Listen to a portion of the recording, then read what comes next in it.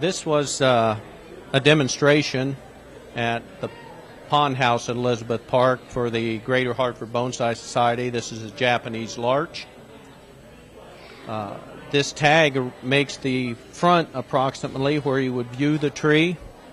Over half the tree ended up on the floor.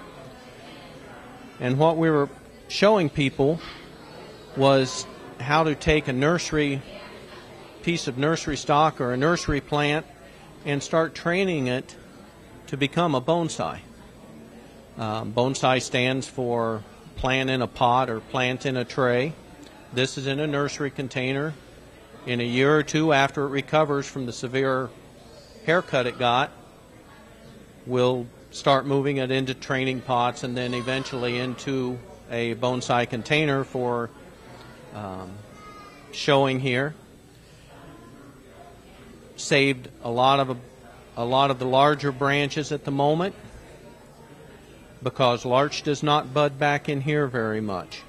Doesn't give us new buds.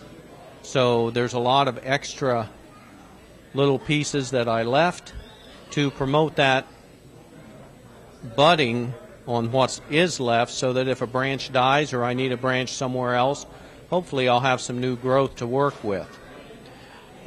We left this little guy over here as the daughter to the mother tree. This is exaggerated, but it was to show the audience where the new top will be eventually. These were large branches that I tore and ripped off, just as they would appear in nature. Mother Nature is never gentle when she has a landslide hit a tree or a heavy snowfall rips a branch off. It's jagged, it's torn.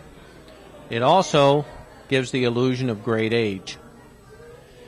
It's one of the tricks that you learn as you become an enthusiast in this hobby. Learn the rules, learn all the tricks, the shortcuts. The tree doesn't have to be 200 years old to look 200 years old. It may be 20 or 30 years old and look 100 years old. It just depends on how you present it. It's a great hobby. It teaches you patience because you're not planning for a year or two down the road. You may be planning for 5 or 10 or 20 years down the road. So join the club, and hopefully we'll see you on collecting trips, or we'll see you at a club and be helping people learn about this wonderful hobby.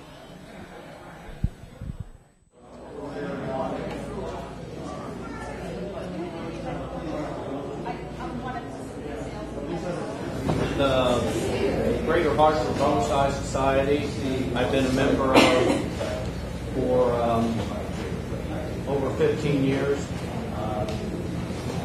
They meet down at the Picnic Center in Wethersfield, Connecticut, the third Monday of every month. And meetings start at 7:30. We usually have people that bring plants in for sale or for help with. And a lot of new members come and go as they can, as work allows them to. Same with all of us. I am a outdoor person. I work with maintenance of lawns, maintenance of trees. I'm a state licensed arborist. I'm a state licensed pesticide supervisor. And I find it very relaxing. Come home, work on the few bonsai I have at my house. I have to live in the woods, so I leave most of my collection to somebody else, as I'm afraid of what the animals would do to it. And I don't want to have to electrify my benches, because invariably I'd forget, go out and start watering some morning, and I would remember very quickly. But it's a lot of fun. It's very relaxing, to me anyway. Larges tend to be a little bit forgiving, not as forgiving as juniper. This particular large happens to have a small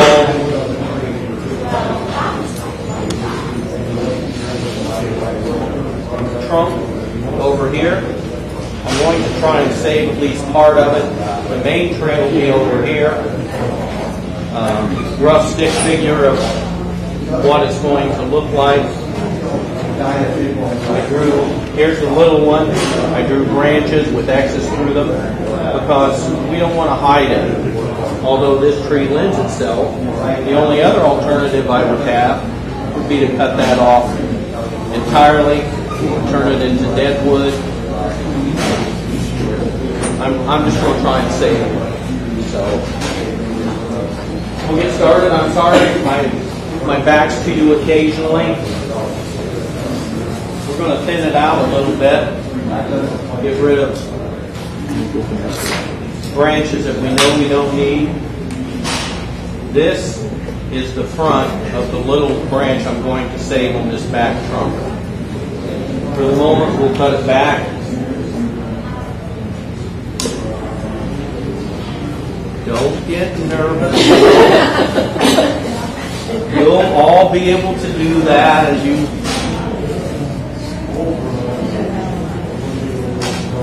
get rid of that.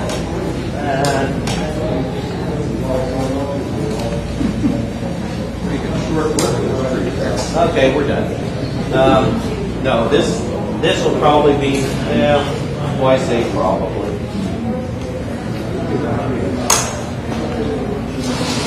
Okay, here's the tree we're going to work with back here for the little one. Now, we have this big branch over here, and if we pull it down, it's going to be blocking our view of that little guy. So, I think we're going to get rid of that too. There's some stuffs for dinner. No, not on that one.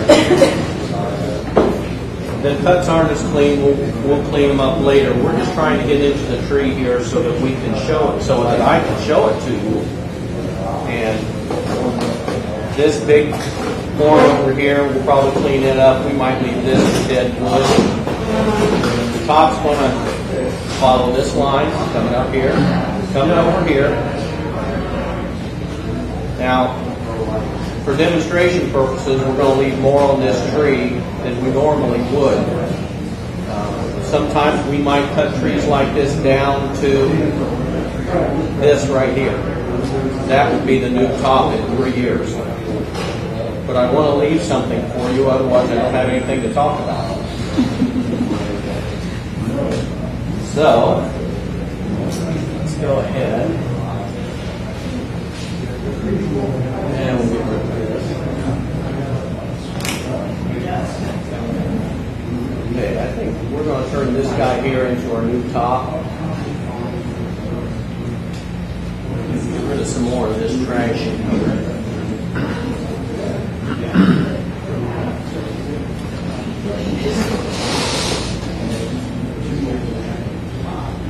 This branch here, not only, I've already determined I have good roots over here, okay, which are very important. It basically determines how the tree's going to be placed. The flare of the roots, also very important. And this branch here, that's an eye poker. Plus, it rubs against the main trunk. It has to go. All of it. Now we're starting to see the line we're going to deal with. I got more stuff back here. I'm just going to get rid of some of this small stuff.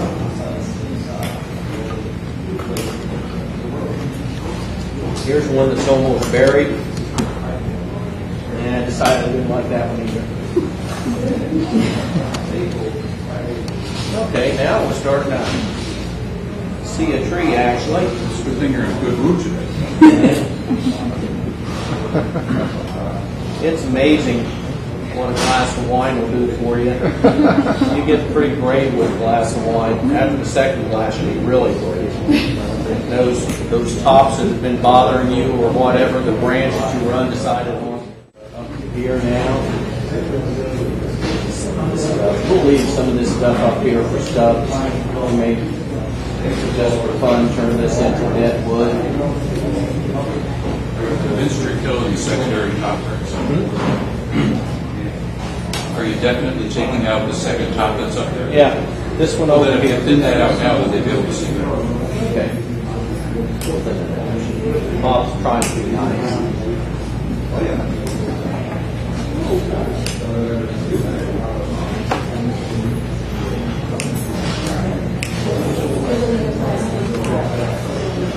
We're just leaving little stubs. We'll shorten them up.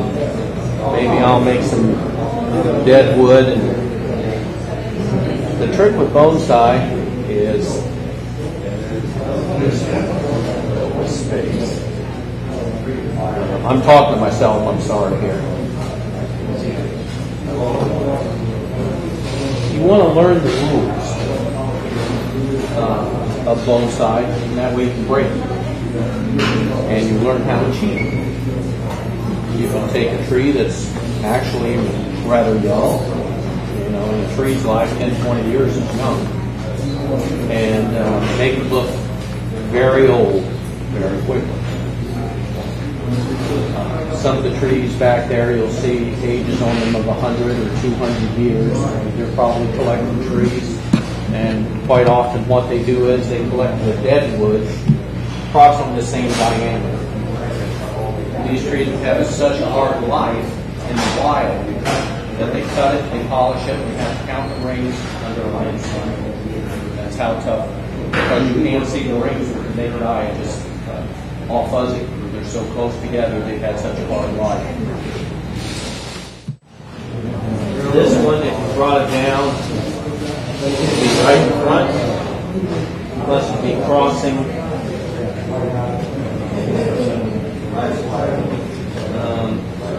And this one,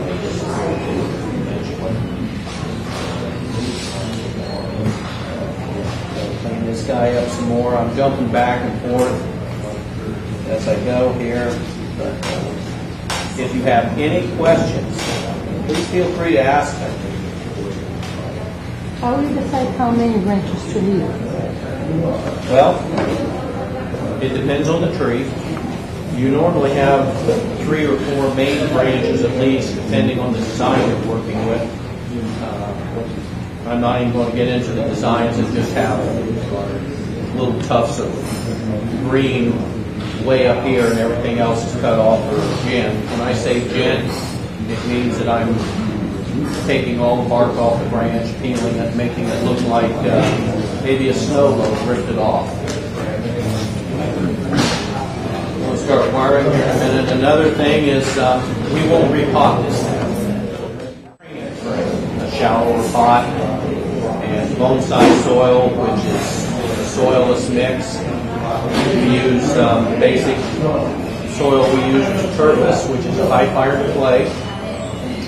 We use some type of gravel, crushed granite, and then we use pine bark mulch that's dried out, sifted to certain sizes, and then that way we can control the water. We know that it's going to drain very rapidly.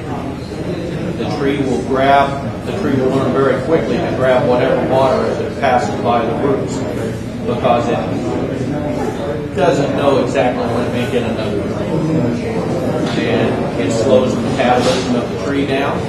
It'll start dwarfing a lot of the leaves and needles of different trees. And eventually it'll end up in a shallow bonsai tray or pot. Some trees never dwarf. As a result, they are not good bonsai. Many of our native oaks do not dwarf at all. If you had an oak tree and the caliper was 6 inches and it was this tall, it would still have huge leaves on it. The leaves just don't dwarf them. Let's see what's here. Save this. That one off.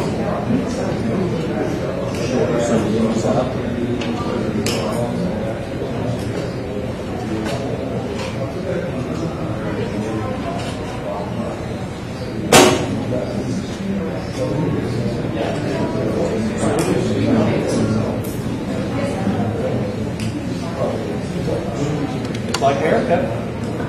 Any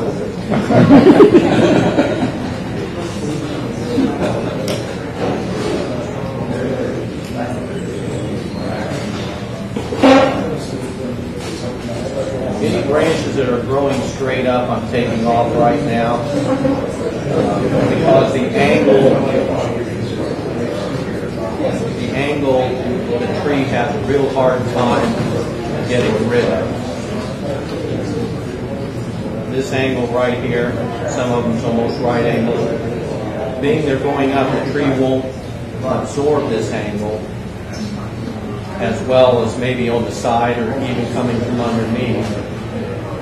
Different tricks, you can always twist the branch, turn that into a side branch. But I have plenty of side branches.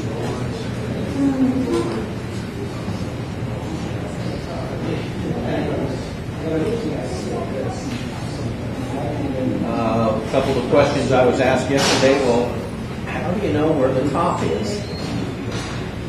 Well, it comes with experience, and sometimes the tree itself will give you only one or two possibilities, unless you want to have a lot of work and a lot of years to train it.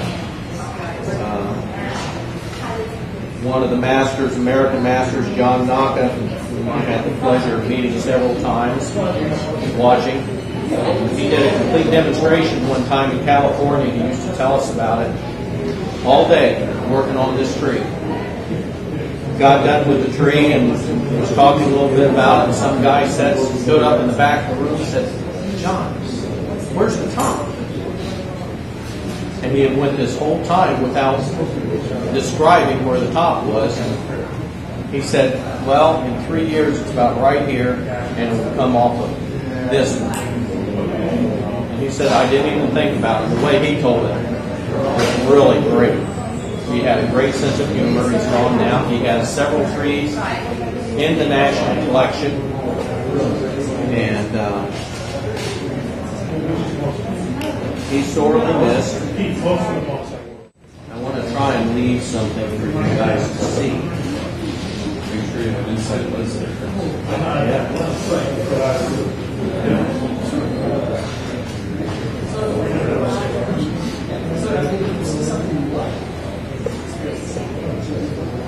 Bob was talking about inside buds. Larch tend to be very difficult. If you cut everything off on the inside of the larch and strip the buds, you may have stripped off on 2 or 3 branches 50 buds. You may be lucky to get 2 or 3 to come back. Okay, we're going to start doing a little bit of wiring here. I brought some books while I'm doing some wiring and talking. You guys might want to pass them around. John's book has been kind of a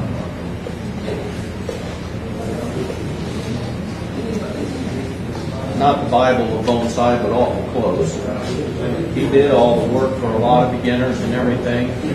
He tells you all the different mixtures he used. He tells you when he pruned certain species and everything. You kind of have to take that with a grain of salt, as he was in California and we have other Connecticut, but it helps us. So,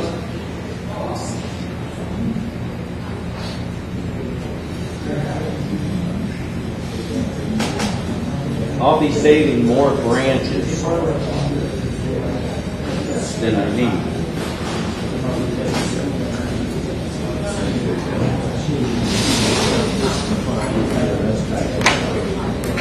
This one we're going to try and save, but it may. Yep.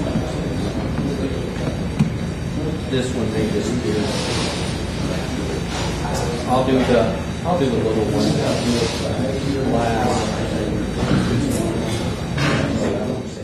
To talk and think and design at the same time. I know because I've done everything except cut my finger off while trying to do exactly that. And there's a couple of things Rex has to think through here, so I'll fill a little airtime while he's thinking. He's basically got a design that has 2 trunks, right? Remember he has the main trunk of the tree and the secondary one. It turns out that if you put them in exactly the same plane, it's kind of boring. You usually want to put one of them in front or in back.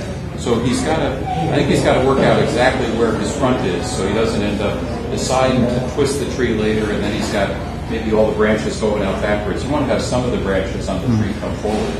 So I was encouraging him to think about exactly where the front is, because like if the front is over here, this becomes a pretty good first branch.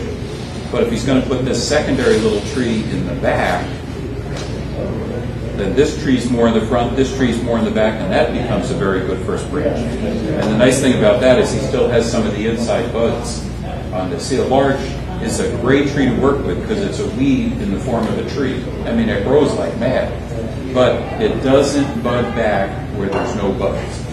On maple tree, you probably saw in the October storm, all kinds of damage, trees were destroyed. Things. For now, you might keep them open in case of change of time. That's always good. So, this is a larch. Would you say a larch is a deciduous tree or a conifer? Okay, a conifer. You'd say that because this has little needles. The leaves are like in the form of like a pine tree. So with one vote for conifer, everybody else deciduous versus conifer? They don't necessarily mean the same thing. Conifer means cone, right? Yes. It reproduces by cones, makes it conifer. But it's deciduous. He's got it. Yeah. This actually, remember in 5th grade, I think they told us what they taught in 5th grade. But we thought there were two families of trees, deciduous trees and conifers. Deciduous trees like a maple tree, the leaves fall off. This is a deciduous conifer. The needles turn golden and fall off. And the base actually is pretty big of a mess. There are a few of his lawn trees in Wethersfield, but not a lot of them. But it's a great tree. To see, these are all the new little shoots.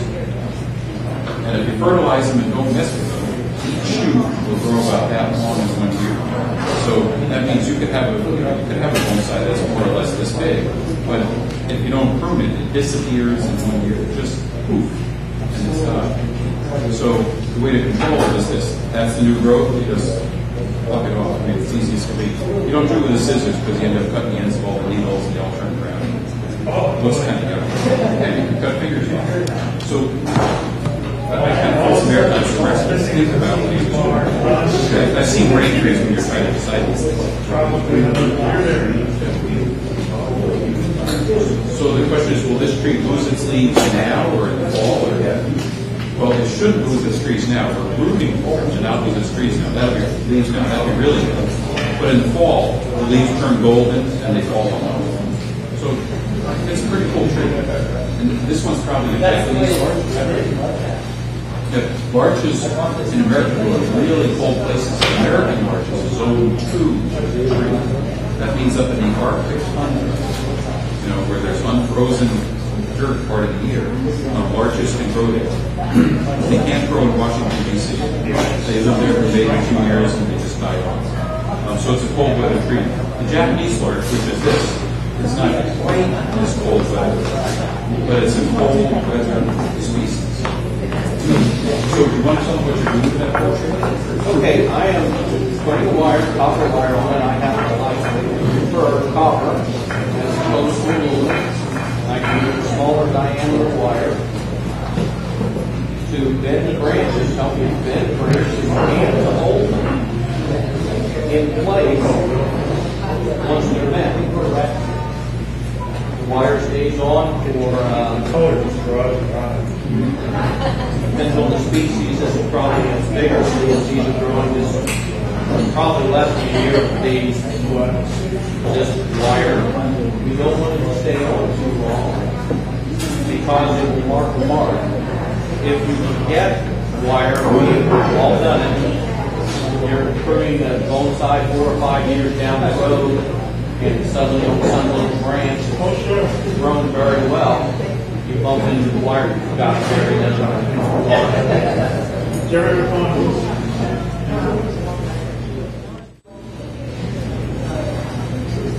just tightening it up in certain areas.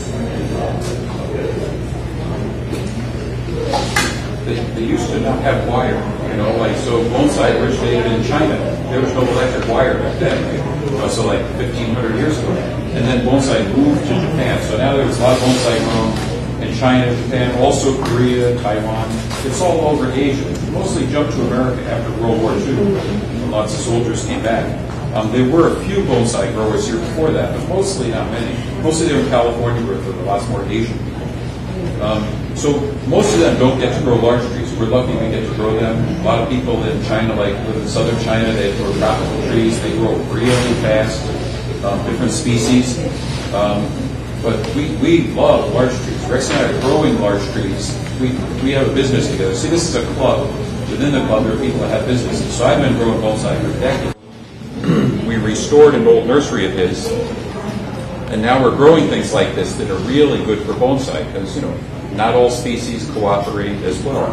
Large cooperates extremely well. Because remember I was showing you these little shoots before? Like if, let's say, this is, let's take something a little more. I mean, basically what he's doing right now is wiring out the main branches on the tree. Then he'll get to wiring out all these secondary little twigs and pointing them out on the side. It's kind of like a fish scale. It's got the main backbone and then little side spurs off it.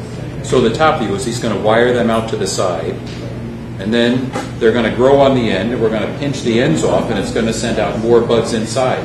And these things can develop very, very quickly. Some bonsai develop, it takes ages and ages. Larches develop very quickly. If you look at some of the ones out in the display there, you'll see on the new shoots, if you look in close, you'll see these little tiny bumps. Those are buds that might even grow this season. A little more water, a little more fertilizer. Tell it the future doesn't lie at the tip. It said, oh, if the future doesn't lie at the tip, I better get busy growing the side shoots. So larches can fill out very, very quickly. Then the whole thing becomes controlling it and maintaining it so it doesn't become just a big overgrown mess. So you have to learn how to thin them out. It's one thing to get them to look good once. It's another thing to be able to learn the methods for trimming it over and over again so it looks good for a longer period of time. So looking at it, it's got an interesting trunk. Then you try to create a silhouette. What's the silhouette around this that has a sense of direction or movement? This silhouette has longer branches on the bottom, shorter ones on the top. My hunch is over the time he's going to grow longer branches on the top, but we don't know if we'll get to find out. Because he may sell that tree to somebody who knows. Or my hunch is over time this top is going to get a little longer. But it could stay like this. But it has some erosion in the whole design. Great. Take off another hand. You would want to land down in the top part of your window. You have to learn design, you have to learn horticulture. And the horticulture is different for different trees. What they do is different on different trees. So in March, you take off half the roots next spring, another half the year after, have a nice bonsai pot about like this. This tree that in a shallow pot is going to look much bigger than the big chunky deep pot. Shallow pots make the trees more fat. So It will be more difficult, I will say, right? it would be more difficult to maintain it at home. Yeah, because it's growing, and you need to know what you need to cut off and not to let it overgrow. Join the club. Yes. Join the club, and Yeah, you so can. we're a club. I started trying to grow bonsai in 1975. That was I actually had dark hair back then. But it was 3 years before I actually cut a branch off a tree. I had these trees, and I said, I think my designs I actually made marks on the branches. I couldn't figure out what to do. Finally, I joined the club, and then I had some other people to talk to, and I've been reading the magazines and so on, but having other people and watching demonstrations, like Rex is sometimes call this the chop shop. You know, they start out with this big bushy thing and get down to the basic skeleton of the descent and other twigs going that way. It was a mess. It was a mess. So you have to learn how to restore the structure, clear off the stuff on the top, so you can see the basic structure. The trick on the large, the only hard thing about these to take care of. But the long shoots, all the shoots are going to grow like that. You just grab the base of the new shoot, you leave a little bit of it. You don't know. Here, let's see. Let's see. Okay, so there we go. It's pretty easy to take off though. It's pretty easy, yeah. And when these are hardened up a little bit, when they're younger, they're very easy to maintain. If you do it like that, the phone is like the phone yellow, then you know it will not yellow. Right, the rest, the remaining part doesn't yellow. Now sometimes if you're sloppy and you rip off like the ends of the needles, like you're basically ripping them in half, then it gets yellow. And you say, oh well, and you go back and you roll scissors and you cut it. Yeah. We started growing them to make ones to sell. We had them in little pots. The problem is that little pots grow little trees. If we want to make a big fat crystal tree, you have to use a much bigger pot. This is kind of a medium-sized pot. We're putting a lot of much bigger pots. Thick enough and we keep it thicker, and then we can go like. Well, a tree that's falling away from you, you don't pay nearly as much attention to. It does not welcome a tree that leans toward you slightly, or at least on an even plane, tends to make people, I don't know, feel comfortable or whatever. The trees that go away from them and have no real form, you'll walk right by them. And it's just us. It's just human nature. This is one of the side branches. I didn't make it straight. There's this curve in it. Eventually, I want to leave something so you guys have something to look at other than bare branches. I have real tiny wire. I wire all of these guys too. We're still getting the form down. Sometimes the branches don't cooperate. You may have to put a second wire on, a third wire. Especially when we deal with bigger branches. Some of the masters, we went to see the shows and everything. Nothing's 100% guaranteed, but this tree is extremely likely to keep on growing. So the Rex has to go in and start pruning some more things a little bit this year. Let it gain strength before pruning them. Because you don't want to shade out the inside buds. And down there, or any part of this tree, there's too many branches where little inside buds die off. Go up. So you have to let light get in on the branches so you keep the inside buds. That's like the main thing that this tree would have to have this year. Yeah, additional obviously the water and fertilizer. And then in the winter, even though it's a really hardy plant, you don't leave it out in the teeth of the wind. Winter protection. So we have two big categories of plants. Things that you keep inside your house in the winter, things that have to be kept outside in the cold. This is an outdoor tree. I don't think I've ever seen somebody kept it alive in a warm house because they have to go warm. So there's one thing you must do, and that's keep it out of the wind. If you leave it sitting in the teeth of the wind, cover the soil, 40 miles an hour howling at the plant gets dried out. It's called desiccated. It gets dried out, and then it's dead. So you keep it out of it. It's really pretty easy. If you have a garage, you put it in the garage, you give it some water once in a while. You have a really nice, comfortable, sunny porch. It goes up to 90 degrees in the daytime and 5 degrees at night. Come over and put it there. That's nice and sunny for you, because you can go inside when it gets to be 90, inside plus 5. The tree can't tolerate those trees. It has to be cold, hot day. If you have lots of them, you have growing benches. You have 2x6s with 4x4 posts. You stake the plastic on 3 sides. So the plastic keeps the northwest wind from coming into the tree. I leave the east side open because if a nor'easter comes and dumps a lot of wet, warm snow on this, that's water. Every tree gets hydrated. If you have only one tree, or you can just put a couple of stakes in the ground and a piece of burlap, just to keep the harsh wind off. Don't put it under a bush. You might forget to water. If you put it under a deck, it might have a lot of dry spots under the deck. I had a beautiful tree this big that was 100 years old, and it was in a pot 6.5 inches wide. I thought I had it centered, so the water came down between 2 boards and fell in the pot. I was wrong. It was under the pot. The board was straight over the pot. That board to take care of the outflow. Has anybody here been out in the Sierras or the Rockies, Canadian Rockies, which I find much more rugged than our Rockies, and seen some of the old bristlecone pines and Doug firs and stuff? been twisted by the wind. So we try to keep a little bit less wood than those guys have did.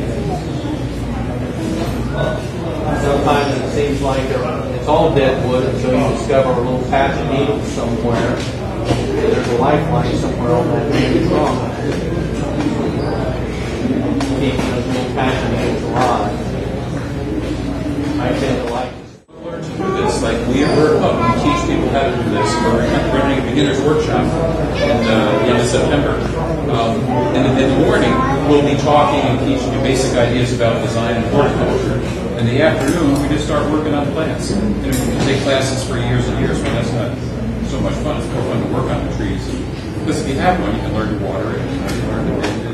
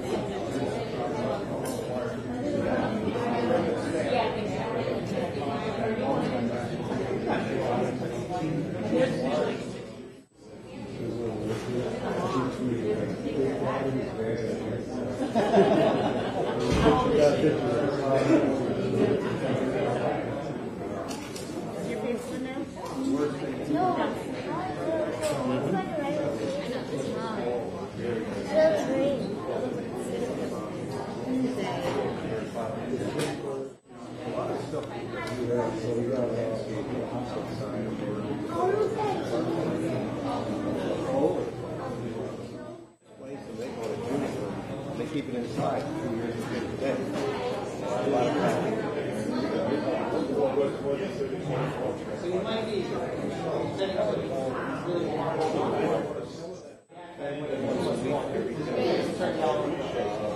Water, right side, 35 feet backyard. Feed the water. So you feel the soil. Trees growing.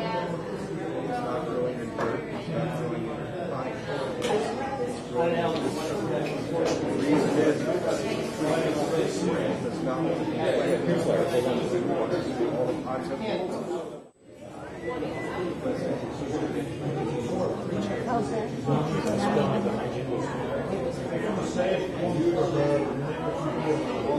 Okay.